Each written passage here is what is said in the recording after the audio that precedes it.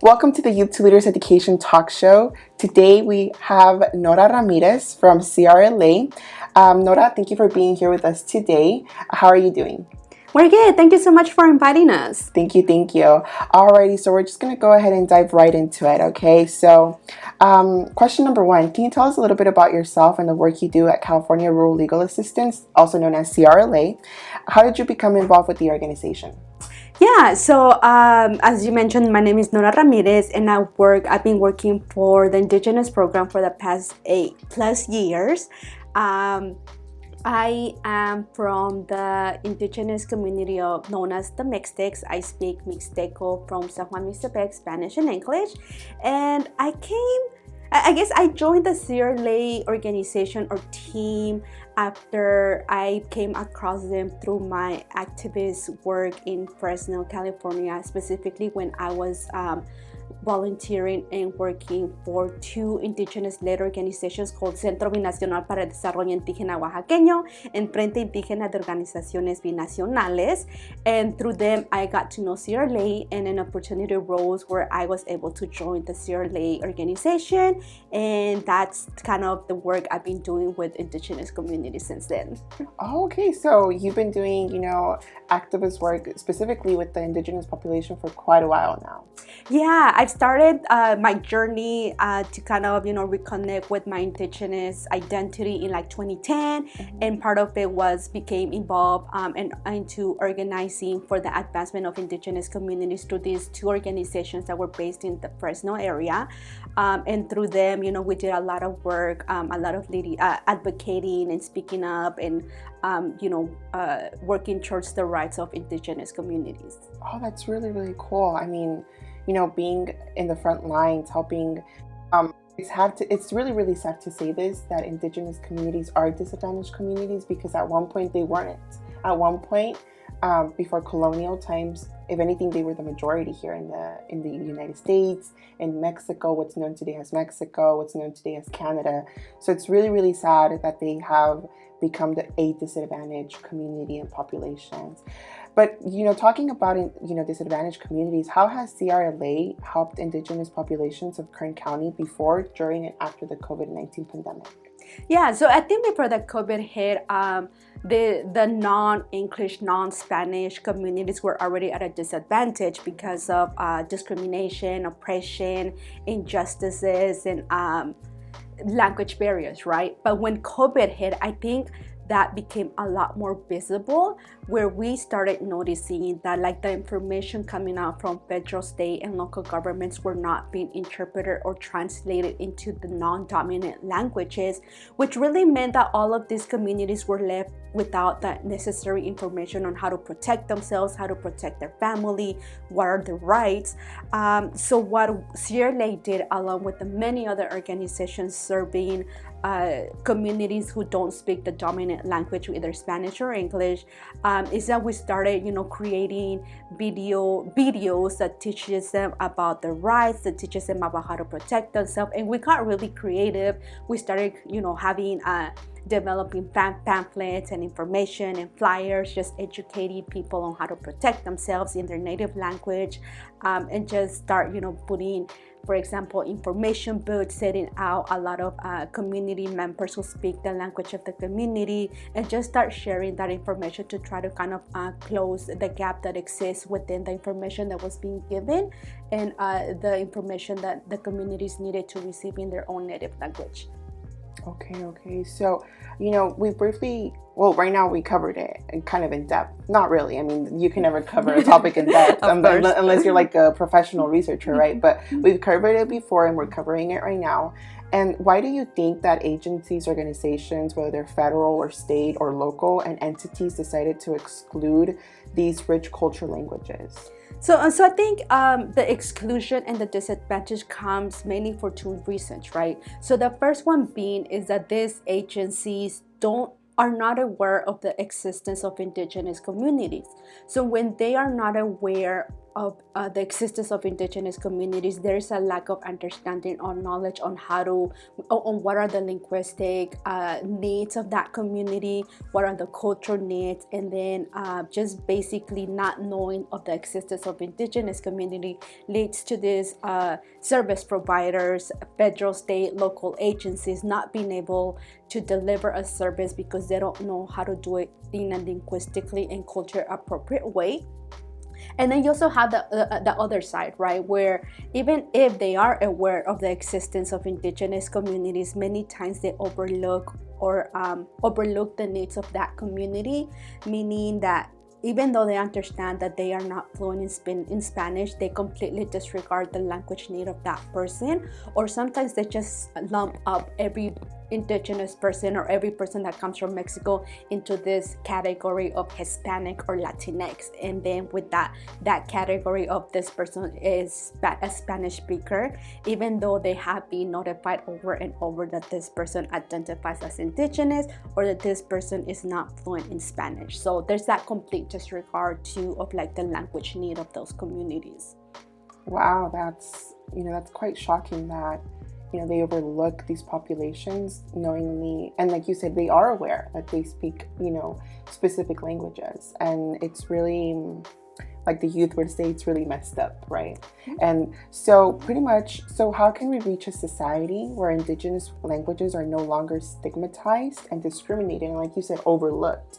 What can indigenous people, specifically the youth, do to reach such an ideal society? Yeah, so I think everybody, regardless of whether we're looking at indigenous communities from like a professional career side or from like a personal standpoint, right? So everybody, I think in order to become an ally towards indigenous communities, we all have to do a lot of internal work and a lot of decolonizing, right? So I think as a member who doesn't belong to an indigenous group, it is important for us to kind of take a step back and analyze whether we're perpetuating harm towards indigenous communities. And harm can look like, for example, are you the person calling indigenous communities Indians, right? Or are you the person calling or minimizing the value of indigenous languages by continuing to referring to them as dialects?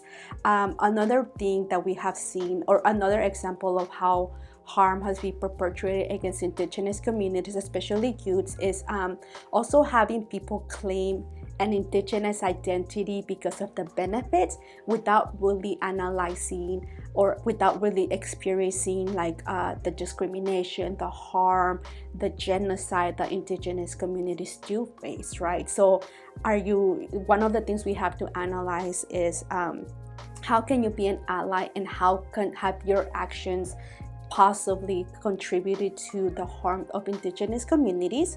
And also, if you're an indigenous person and indigenous youth, it's also important to emphasize that it is not just your responsibility to create a society that's free of oppression and discrimination, right? I think it is everybody else's responsibilities. Even if you do not belong to an indigenous group, there's always ways that you can become an ally. And simple things like changing dialect to language, changing that, addressing indigenous communities and not call them Indians or not call them a racial slurs are very simple, direct ways where you can help, help with the discrimination and the harm being done against indigenous communities. Definitely. So listen out there. If anything you take away from this interview today, it's not dialects, it's indigenous languages. And let's discontinue those racial slurs, which unfortunately we have grown up with, because even our own parents who might identify as indigenous or come from foreign, countries, they have learned that they're Indians and not referred to as a specific population, and that's unfortunate, right? But definitely we will always have that space to learn, right? We always have that opportunity to really just increase our knowledge about and increase our culture, right? So if anything, do your research, right? Alrighty. And I'm glad you said also that it's not just about like an individual changing society, right? It's about people as a whole. So, a lot of people, when they do want to do, like when it comes to activism work or just coming together, they are the ones really pushing for change. But then again, we have these big businesses, right? The private sector, the public sector. We have all of these, entities. What do you say to the organizations, entities, agencies? What can they do to really move into a progressive society where all Indigenous communities are accepted and, respected mainly?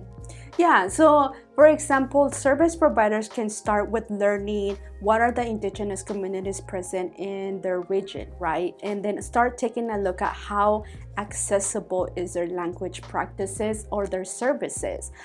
Do they know what to do when, not just an Indigenous speaker, right? We're talking about what to do when a Punjabi speaker and Arabic speaker walks through the doors to seek services. Do they know how to really, make sure that their space is a welcoming, linguistically and culturally appropriate service? And for youth or for any other individual also, again, taking a step back and analyzing how can you become an ally, and just, making little changes as to their language, how you treat people, and not just Indigenous people, again, like people that do not have the same background as you, the same experience that you, making sure that you are respectful of their ways. And also, for example, like LGBT communities, you do not have to understand them, but you do at least have to have that respect. And again, just in all of the different issues, approaching in a very respectful way, even though you don't share the same background, the same experience as people. And I think respect and understanding goes a long way, and it's really gonna help with improving and making sure that we do have a society where respect is being served towards everybody, regardless of religion, traditions, culture, language, or their identity. Definitely. Alrighty, but now focusing specifically on youths, there is a number of youths from Kern County that do come from Indigenous speaking families, and also those who also speak foreign languages, right? We aren't just specifically focusing on Indigenous languages, we're also focusing on foreign languages. Those languages are also important to keep on, preserving them. As you may know, some foreign languages are disappearing little by little. It's not just Indigenous languages. So thanks to their parents, they have been able to preserve them, because obviously parents carry these languages in their family, right? Not even parents. Sometimes it's the grandparents. Sometimes it's the aunts, the uncles, the cousin, the faraway cousin, el tío que está hasta allá en otro país, ¿verdad? It's all of them, right? So why should students to continue to preserve Indigenous languages and foreign languages that are little by little disappearing? Yeah. So again, preserving your Indigenous language or your native language is it's very important, not just because it does represent you being able to speak that language represents the survival or existence of many great civilizations, right, that have come before you, and it also puts you in this very unique position where you are able to, you as a person speaking 2, 3, 4 different languages, are able to kind of bridge the gap between two linguistically different communities. And again, speaking your Indigenous language is a way to honor your parents, your ancestors, and the communities that you come from. And career-wise too, right? You are being put in an advantage because we are getting in that time where employers and different places are looking to hire people or to get people on board that do represent the communities that are being underserved or are at disadvantage, or the communities that they are trying to serve. So again, preserving your language is just more than just being able to communicate with people, but it's a part of your identity, it's part of the identity or part of the survival of the communities that have survived colonial times, that have survived so many things, and it is a representation that we're still here and that we're still present up to this day. So would you say that it's something symbolic, carrying on and preserving this these languages, would you say symbolic? Yeah, because again, like, it's just more than just being able to communicate. It's, it represents the survival of indigenous communities, of indigenous civilization. It is an identity, right? Again, there's so, like, this world is so diverse, and there's so many cultures and identities and customs present, and part of that language is an identity to, like, a special group, a particular group or civilization, and things like that. Alrighty, thank you. So, for those students that are either already on the journey of preserving their language and learning even more languages, which are, like, it's better for them, it's going to benefit them in the long run. What 3 tips of advice would you give to those students out there that yet have not initiated that step or taken that step to learn other languages, or even just learn about their own indigenous language if they speak one? Yeah, so the first thing is continue practicing, continue speaking your native language. Do it, with your parents, grandparents, and just don't ever let that language die out. Again, practicing and just not continue speaking is one of the ways where we're going to guarantee the survival of those languages into the next generation. And also, when it comes to language, because it is so tied to identity, I think another thing is start occupying spaces that are meant for you to occupy. So for example, like at school, like if there isn't a group or a club that specifically focus on indigenous communities and their struggles in that space, then create a space. Talk to peers, look out for people that have the same identity as you, or that, share the same experiences, and start, creating spaces and do that work to kind of, again, contribute to the continuation of languages, of identity, of culture, and also start being okay with the idea of speaking out against discrimination, against oppression, and against, like, injustices that you see happening within your community. So, because again, like, language is just much more than just the ability to communicate, right? It's an identity. So those would be my 3 recommendations for you to start barely embarking in this journey of language or identity. But yeah, it's just don't ever stop learning and practicing, and continue speaking your languages.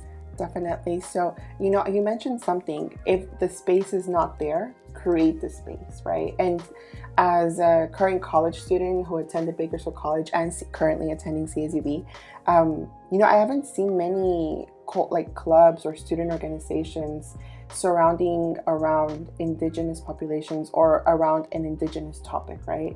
If anything, I see like Latinx clubs, like at BC there's this club, Latinos Unidos por Educación, there's the Mecha Club, but I've never really seen or heard of a club focusing on indigenous populations. So it would be really, really cool and really nice to see, those student organizations, because we know the people are out there and we know that they want to invest their time into learning more about these topics and these languages.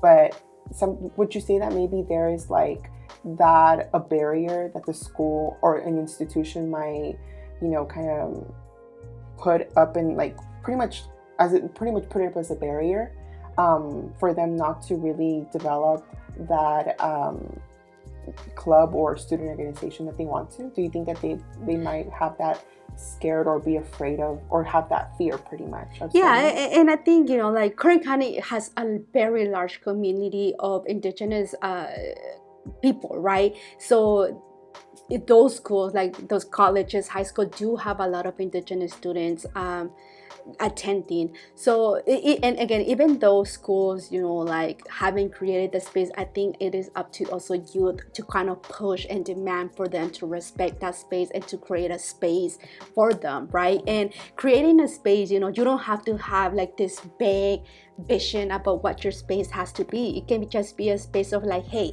let's come together, let's hang out, and let's talk about, like what are some of the cultural practices that your parents do, and then just kind of talk a little bit about that. And then that's gonna help with like preserving the culture side of it, or meeting up and just getting together and maybe talk about some of the barriers that we have faced as Indigenous students going into the education system, not possibly knowing any Spanish and English, or not being able to read or write. So the space can be anything that you want to create. It doesn't have to be just about education. It can be something about I wanted today to practice my Mixteco. So little things like that. And he has created space, and with CRLA does help, because we did see that there is this lack of space for Indigenous youth. A lot of like different youths from the entire state came together and organized something called the Oaxaqueño Youth Encuentro, or OYE, which is an annual retreat that's designed to have over 100 students, Indigenous students from throughout the entire state, to come together and really talk about issues affecting them, such as discrimination, challenges in the education system, and stuff like that. But again, like if student wants to create spaces and there is a pushback from the school districts or from the education system for them not to create those spaces, there is definitely help out there. Like for example, CRLA can help ensure that those spaces are given to students, and that the same resources are given to this type of clubs that want to be created. Definitely. So you mentioned something, we kind of along the lines of what we're talking right now. The current high school district, they wanted to implement, I think they are, I haven't been caught up in the news yet, but they wanted to implement a course of ethnic studies, right, for high school students to take either at their senior year or before graduating, right? Kind of like a requirement. Do you think that if they were to implement an ethnic studies course, do you think that they might implement Indigenous populations in there?